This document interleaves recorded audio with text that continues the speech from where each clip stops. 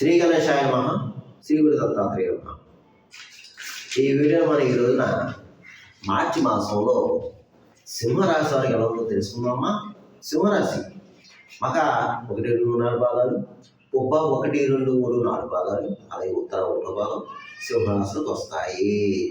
ఈ సింహరాశి వారికి మార్చి మాసంలో గ్రహ సంచారం మిశ్రమ ఫలాలు గోచరిస్తున్నాయి. అయినా కంగారు పడవద్దని భావన.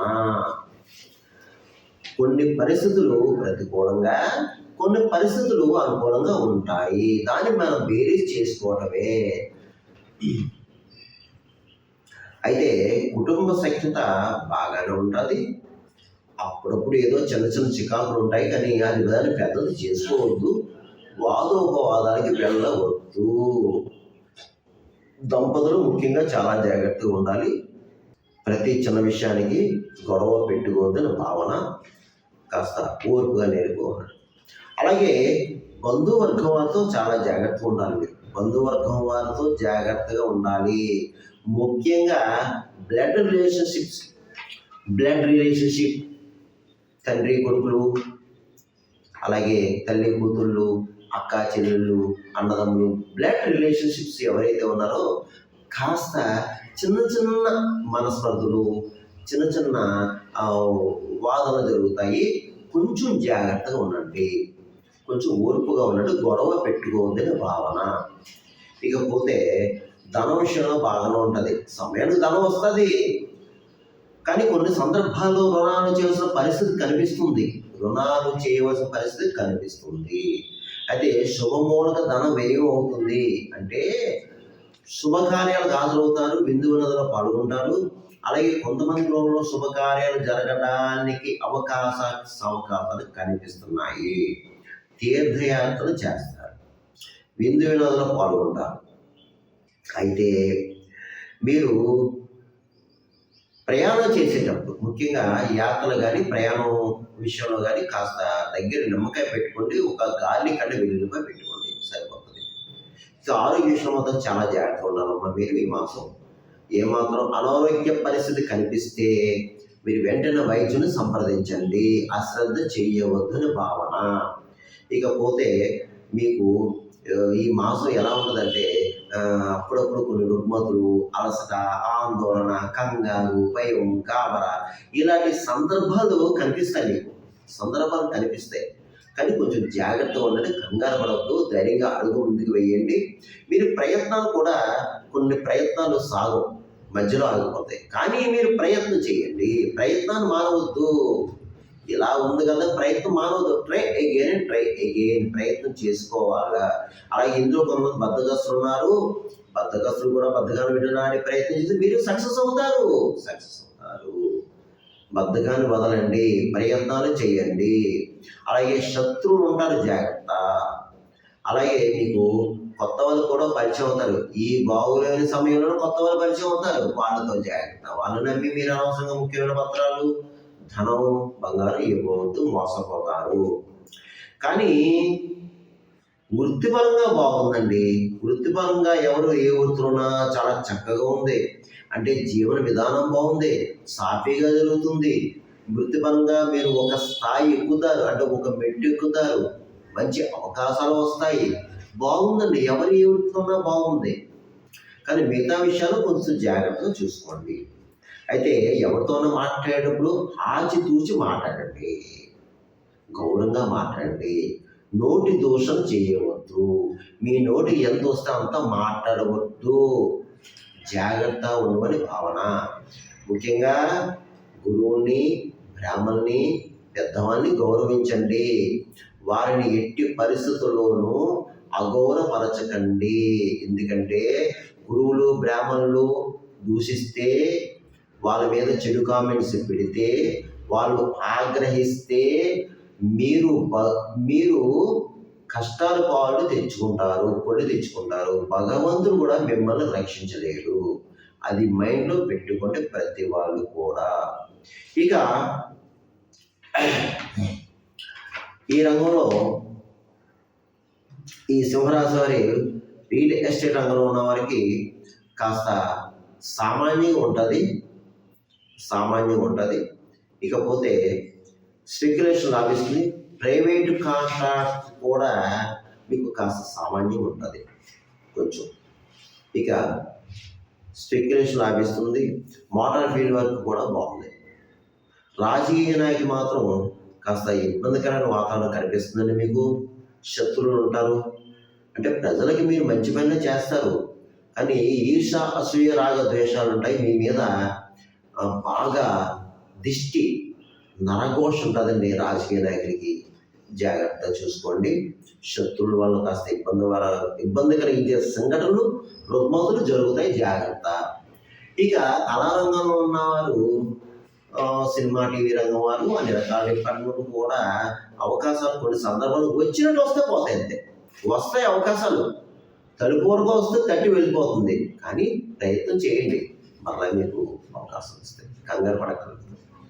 అలాగే వ్యాపారస్తులు కష్టపడాలండి. వ్యాపారస్తులు కష్టపడాలి. కొంచెం వ్యాపారం కొంచెం మందకొడిగా సాగడానికి అవకాశాలు కనిపిస్తున్నాయి. కష్టపడండి. అలాగే జాయింట్ వ్యాపారస్తుల మధ్య కొన్ని మనస్పర్ధలు రావడానికి అవకాశం ఉంది. కాస్త అర్థం చేసుకుని మసలండి, పర్వాలేదు. అది కొత్తగా వ్యాపారం పెట్టద్దు. ఈ మాసం మీరు కొత్త వ్యాపారం పెట్టద్దు. ఇక ఉద్యోగస్తులు జాగ్రత్త ఉండాలి. ప్రభుత్వ పరంగా, ప్రైవేట్ పరంగా ఉన్న ఉద్యోగస్తులు కాస్త జాగ్రత్త ఉండండి. బయలుగాలతో కాస్త మాట పడాల్సిన పరిస్థితి.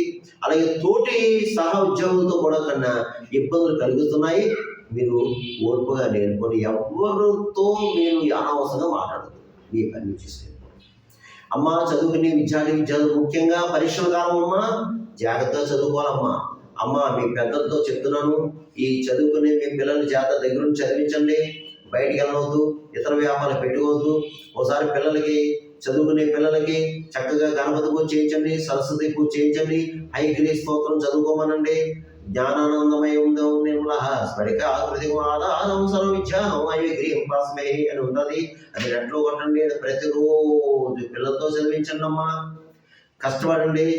పిల్లలు కష్టపడితే తప్పకుండా మంచి మార్కులతో పాస్ అవుతారు. కష్టపడి చదివి రాస్తే పరీక్షలు మార్కులతో పాస్ అవుతారు. ఇతర వ్యాపార జోలికి వెళ్ళొద్దు, ఎందుకంటే కాస్త సమయం బాగోలేదు మీకు. అందుకని చాలా జాగ్రత్తగా ఉండాలి. ఇకపోతే ఈ యొక్క రాశి ఫలాలు, గోచార ఫలితాలు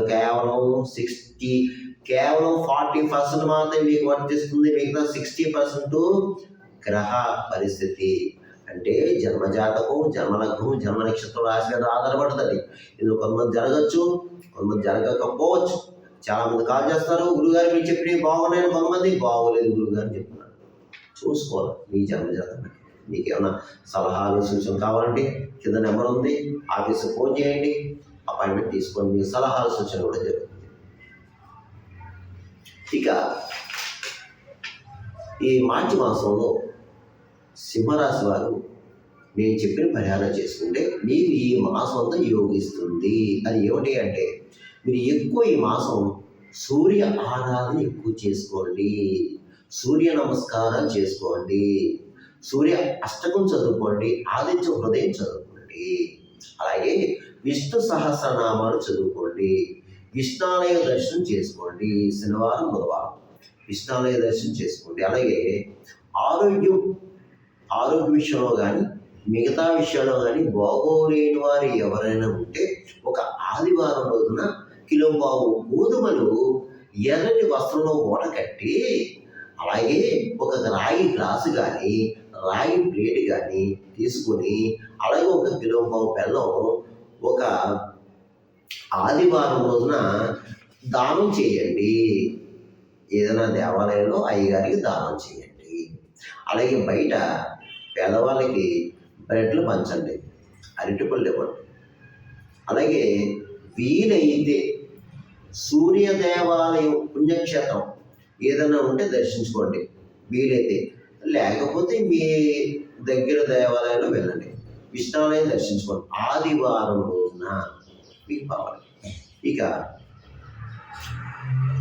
ప్రతిరోజు కూడా కాలభైరవం చదువుకోండి. ప్రతిరోజు కాలభైరవం చదువుకుంటే మీకు మేలు జరుగుతుంది. ఇక గోవుకు ఆహారం పెట్టండి, గోవుకి గడ్డి పెట్టండి, కుక్కలకి బిస్కెట్లు, బ్రెడ్ పెట్టండి, పావురాలకి జొన్నలు వేయండి, పిచ్చుకలున్న ప్రదేశంలో ధాన్యం వేయండి, కాపులు ఉన్న ప్రదేశంలో తీపన్నం పెట్టండి. అలాగే భిక్షగానికి తినడానికి ఏదైనా పెట్టండి. పనిలో బలము ఎంతో కొంత దక్షిణ, ఎంతో కొంత డబ్బులు వారికి సహాయం చేయండి. అలాగే మీకు ముఖ్యంగా ఫిజికల్ హ్యాండిక్రాఫ్ట్స్, తర్వాతేమో ఆ గుడ్డి వారు కనిపిస్తారు, వారికి సహాయం చేయండి. తప్పకుండా తినడానికి అన్నం పెట్టండి, కడుపు నింపండి. అలాగే మీరు ఎక్కువ ఎవరైనా ఈ రాశి ఎక్కువ ఇంకా సకల శత్రు రోగ రుణబాధలు, కోర్టు కేసులు, భార్య భర్తలు కూడా ఉన్నవారు పౌర్ణమి రోజున చండీ హోమం చేయించుకోండి. పౌర్ణమి రోజున అమ్మవారి దేవాలయంలో చండీ హోమం చేయించుకోండి. దానివల్ల కొన్ని రుగ్మల నుంచి బయటపడతారు. అందువల్ల ఈ సింహరాశులు భయపడకండి, కంగారు పడకండి, ధైర్యం ఉండండి. మనోనిబ్బరాన్ని ఎప్పుడూ పాడు చేసుకోవద్దు, ధైర్యాన్ని కోల్పోవద్దు. ధైర్యంగా అడుగు ముందుకు వేయండి. ప్రతి విషయం మీరు సక్సెస్ అవుతారు. సర్వేజన శుభ్రమవుతూ శుభమవుతూ స్వస్తి.